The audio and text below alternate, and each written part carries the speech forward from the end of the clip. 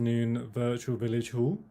Unfortunately, this month I'm unable to join you live. This will not be a live meditation or anything. This is a pre-recorded video, as I'm currently busy picking up Christmas trees and throwing Christmas trees and packing Christmas trees, making sure that everybody gets their Christmas tree this year. So yes, when you're watching this, hopefully inside nice and warm, I am outside in whatever the weather may be, and throwing trees in the cold and the wet.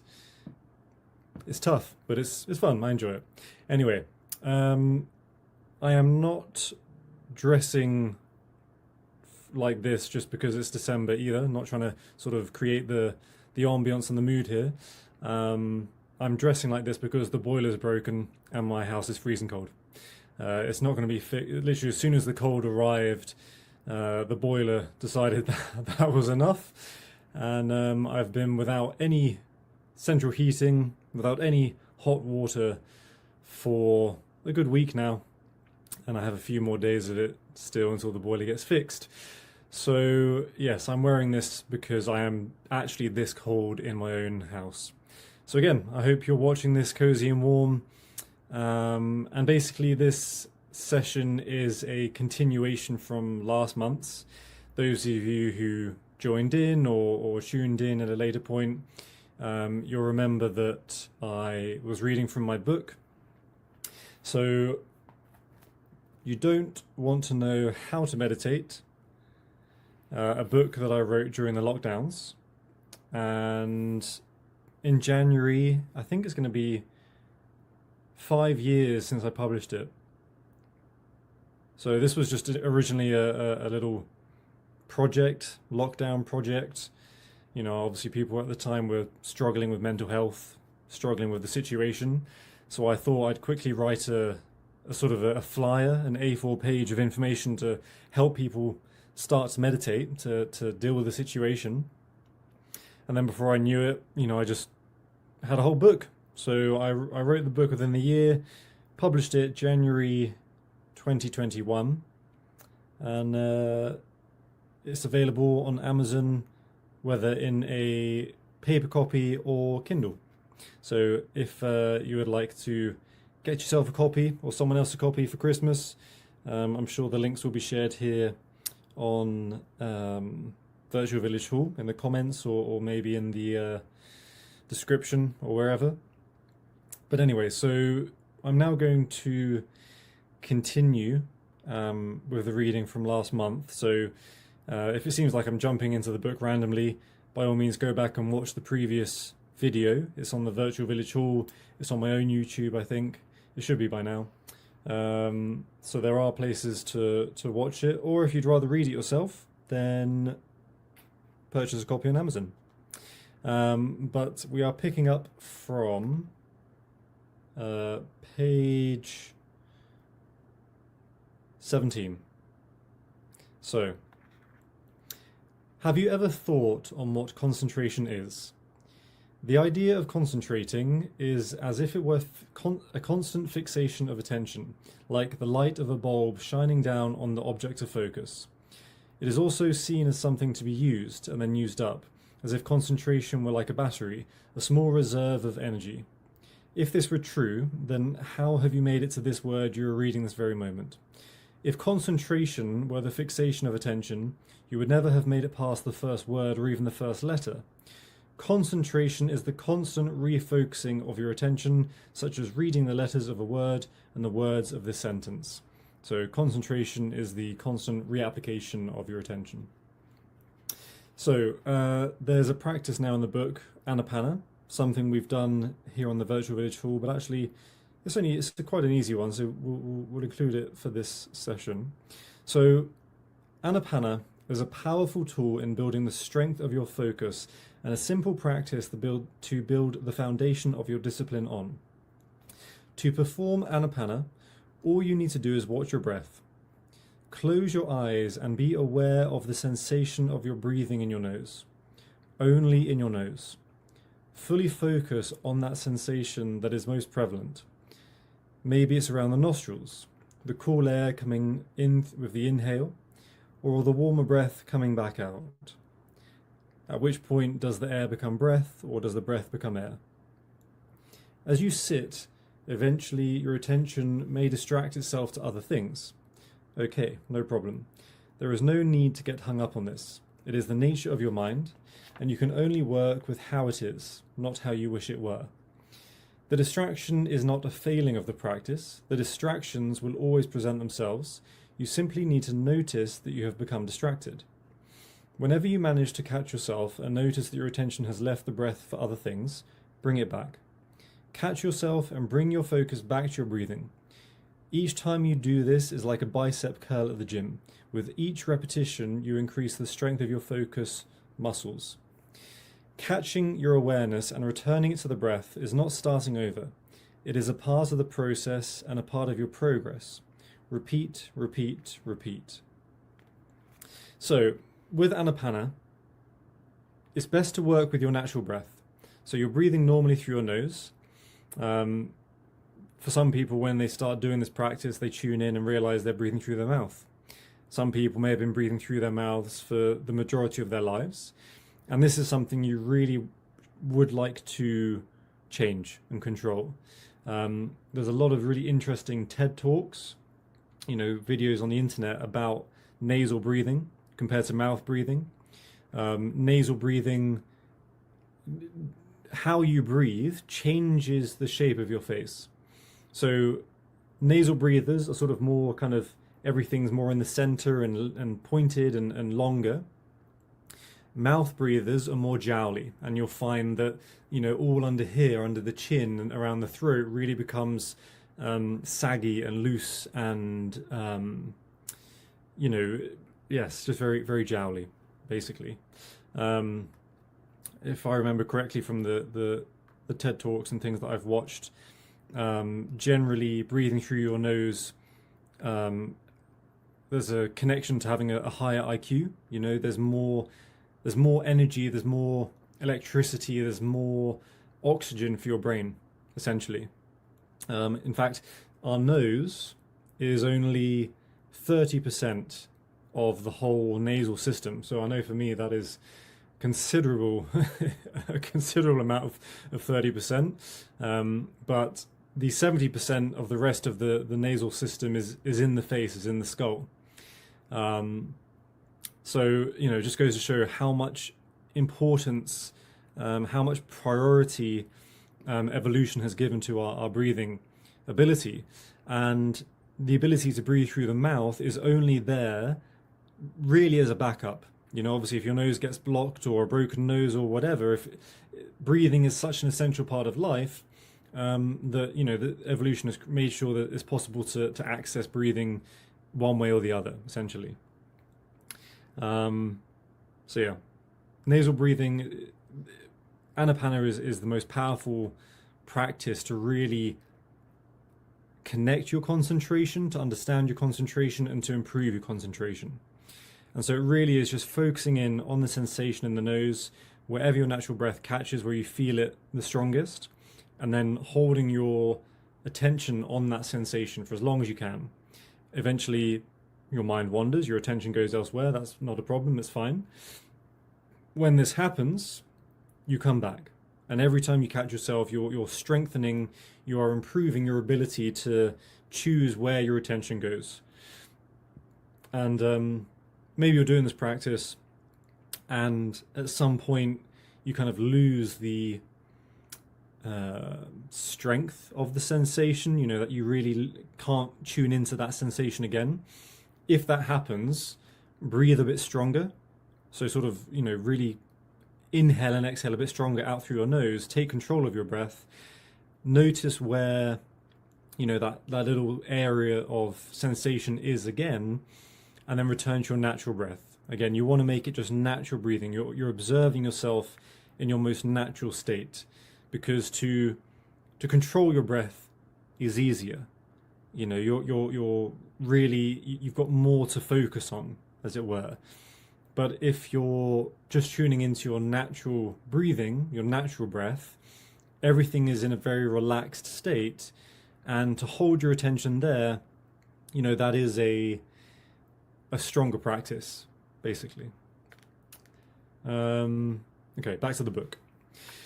So give yourself whatever time you can afford, and then when you have finished, let go of the practice. It does not matter how well you think you did, whether you caught your mind once or 20 times. Let it go and move on with the rest of your day. Sometimes you sit for a while and catch yourself many times. Other times you sit and can't seem to catch yourself at all. That is how it is. Do not compare this sitting with your last sit. All that matters is that you gave yourself the time to practice. Each practice is progress, whether it feels like it or not. So obviously some days, you're not in the same headspace. You've had more going on, there's more happening.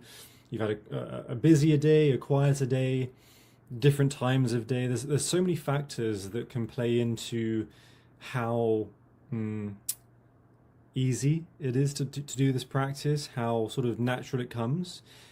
I always found when I practice, for example, first thing in the morning, so I've just woken up and I sit down and do my practice, when I do it then, my mind is just so clear that it's really easy, And then if I do it at the end of the day, comparatively, it's much more of a struggle, So like 10 minutes practice in the morning goes without even a second's thought. 10 minutes practice in the evening, it feels like 30 minutes, for example, But so, there's all these factors that can play in, but then there's also the thing to consider that, do you want to make it easy? Is it about making it easy? Are you getting the same benefits? If you only sit when there's nothing going on inside, then is that really you harnessing the ability to really tune in, to pay attention, to bring your awareness to really what is going on, So something to think about. It's one of those things that, when I teach all these practices, people say, oh, how long should I practice for? How much should I practice for? And it really is just what you can afford. Sometimes it's one of those things that, someone can sit down and do an hour's practice, but then someone can sit and do 5 minutes practice. And the person who only did 5 minutes has done more practice than the person who did an hour, because the person doing 5 minutes, they really, they used that whole 5 minutes, whereas the person who was doing it for the hour, maybe they didn't do it for a minute. Maybe there's a whole, obviously there's quite a large thing with social media where it's kind of posting and sharing and showing what you've done, and someone will sit down and film themselves meditating, and it's just like, you can never truly be present in the moment if there's a camera on you. Who you're doing a practice for? Are you doing a practice for the admiration and comments and whatever of others, or are you doing it for yourself? There's so many things that come into play when you start practicing, but this is part of the journey. You'll as you go through this, you'll pay attention, you'll become aware, and you'll really have that option to know why it is that you're choosing to do these things. Are you doing this for yourself, or are you doing it for another reason? Either way, you're finding out something that is useful, is beneficial, that is going to lead to your growth, is going to lead to you finding a deeper understanding about yourself, and then you can ultimately choose, is it time to act differently, to choose otherwise. Anyway, I'm going to keep diverting as I go through the book, no doubt, because again, I wrote this 5 years ago, over 5 years ago, and even as I'm reading it now, there's plenty more I could definitely be adding in. Okay, we're going to talk about another practice now. So another technique to help you work on your concentration is the practice of trataka. Now, actually, this is, I think, honestly, out of all the different practices that I know, everything I've ever experienced, this is literally my favorite. I love this practice more than anything. It's so simple and so beneficial and so powerful and just thoroughly enjoyable. It really is. So trataka involves sitting and staring at an object, closing your eyes, and then holding the image in your mind's eye until it fades, and then repeating. The object can be anything, although it is better to use something alive and beautiful such as a flower. This is an excellent way to understand how to bring your focus from the outside to the inside. One of the better items to begin with is a lit candle. So this is what I still use, to be honest. I've never used anything else. I always go for the lit candle. Light a candle and place it at eye level, allowing you to remain tall with a long spine rather than looking down and having your head tilting forwards. Softly gaze at the flame of the candle. You do not need to concentrate hard. Your face should be relaxed. Soften your eyebrows, soften your jaw. Fix your eyes on the top of the wick in the flame so your eyes can remain on a fixed point rather than following the movement of the flame itself. Watch the flame long enough until you feel that the image is well burned into your vision, and then close your eyes. You can still see the flame. Focus on this residual image in whatever form it may present itself, whether it is just as you saw it, a different part of the candle, or the colours are inverted, it does not matter. Whatever you see, hold that in your focus. Holding this in your vision, the stronger the force of your concentration, the longer the image shall remain. Eventually the image may fade and your mind may wander. And when this happens, all you need to do is repeat. Another way to practice trataka is to stare at the flame of the candle and not blink at all. Sit there gazing at the flame and do not close your eyes. Your eyes will begin to water, but continue.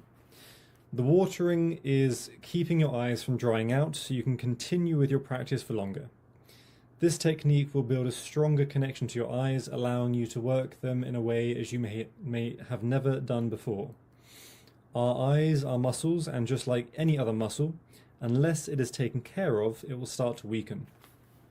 So in fact, this trataka practice, we've definitely covered this here on the Virtual Village Hall as well. You'll find those in previous sessions here on the page or on the YouTube or wherever all the videos are kept. But I regularly cycle through these practices, so we'll be coming back to doing these again. But yes, an extremely powerful practice. Again, one of my favorites, and it's actually extremely powerful if you have seen something. So again, where I've just mentioned that the eyes are muscles, right? So the eyes are muscles, just like any other muscle in the body.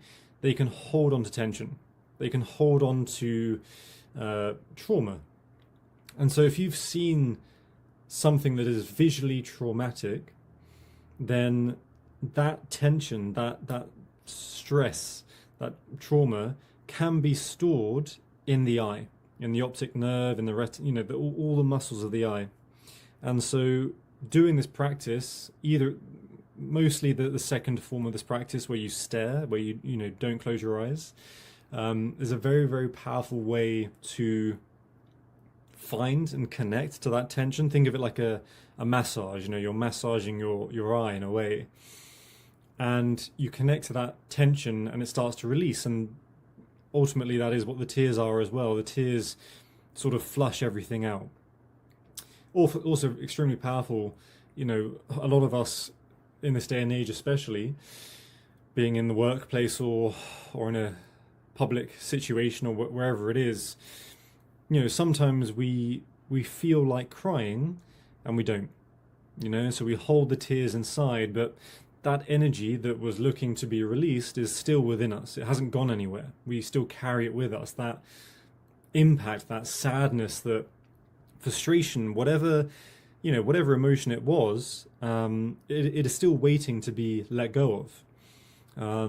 And so, especially if you're starting this journey, if you're really at the beginning of this, you may find eventually that at certain points, if you've been meditating or doing practices like this, it just erupts.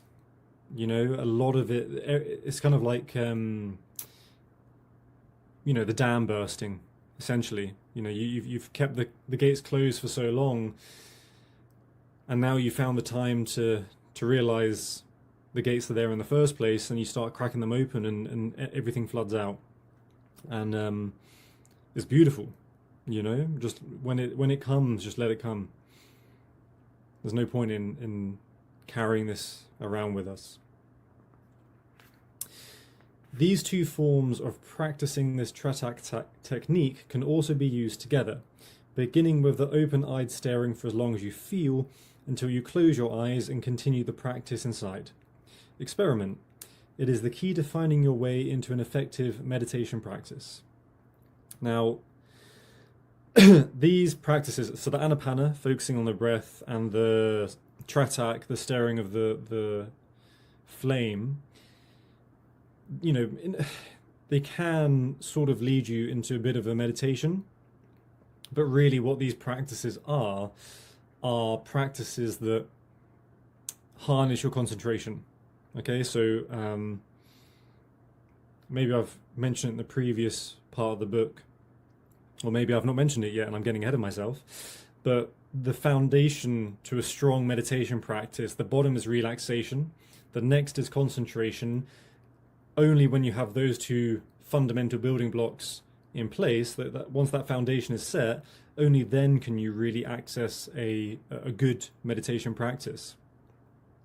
And so these, you know, if some people go straight ahead and jump into meditation, and sometimes it can be a little bit like you know, running before you can walk. A lot of people say, "Oh, I can't meditate. I don't know how, or I don't have the mind for it, etc., etc." Then in that situation, take a step back, get the fundamentals right. You know, if you're, pardon me, if your central nervous system is full of tension and you're exhausted and you're tired, you just need a rest. You need relaxation. That's pretty much chapter 1 of this book. Then, only then, once you've got the system rested and feeling restored and not tired, only then can you concentrate, you know? And only when you have a strong level of concentration can that lead you into meditation. You know, if you're trying to do a meditation practice, and you're constantly, your mind is wandering and going elsewhere, you're always going to be holding yourself back from being able to meditate. You cannot get into the meditative state by thinking, or by paying attention to something other than following through the meditation practice, you know. Before entering our meditations, we must first understand and integrate the idea of acceptance. Acceptance is a key element to the foundation of any successful practice. But what does it mean to accept something? It is not simply saying, "This is okay," or ignoring whatever the experience may be. It is being aware but not engaged. You already have this ability. Consider for a moment whatever may be going on in your current environment as you're reading this. Maybe there are other people to notice or sounds to hear, but until this moment you have kept your focus on reading. These things are a part of your environment, and should you so choose, you can give them your attention.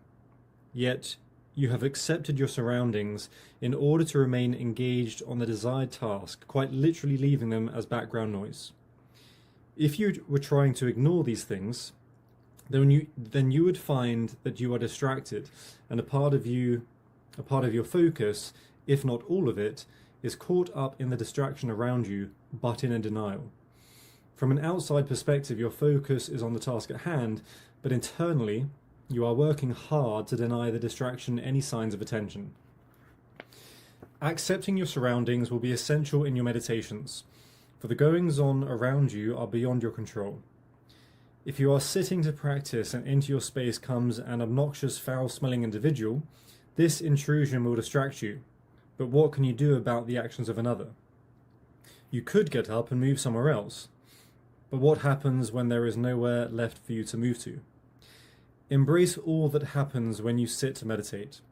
Accept the challenge offered to you and use it to strengthen your practice. What we consider to be distractions are our own attachments to ideas we never chose to think about. We will come to this at the end of the next chapter.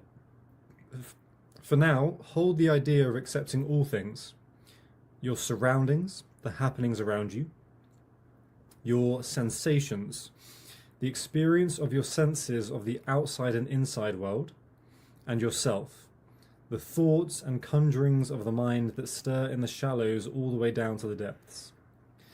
All that happens when we meditate is meant for our meditation, offering us the chance to learn something about who we are. Okay.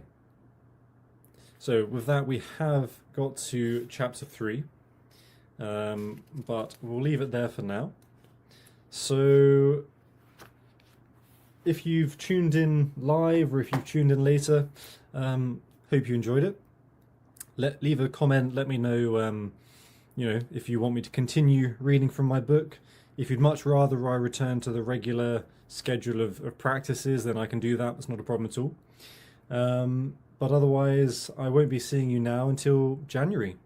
So, have a wonderful Merry Christmas, Happy Holidays, whatever you may be celebrating. Have a beautiful New Year, and I will see you in 2026. So, thank you all very much, everyone. Take care.